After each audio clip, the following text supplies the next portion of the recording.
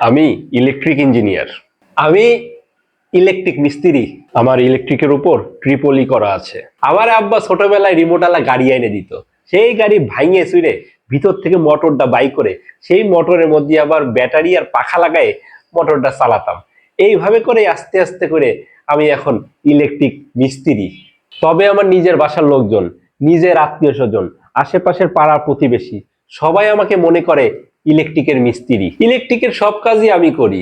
Engineer যা বোঝে তা সবই আমি বুঝি, কিন্তু আফসোস কেউ আমারে ইঞ্জিনিয়ার বলে না।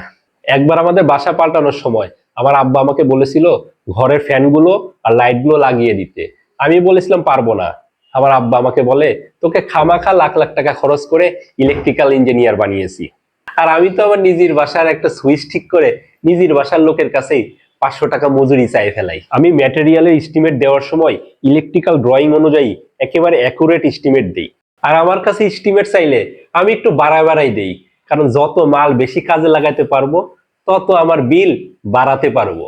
আমার কাজে যদি ভুল হয় তাহলে চাকরিটাও চলে যেতে পারে, আর আমার কাজে ভুল হলে পারে জীবনটাও চলে যেতে পারে।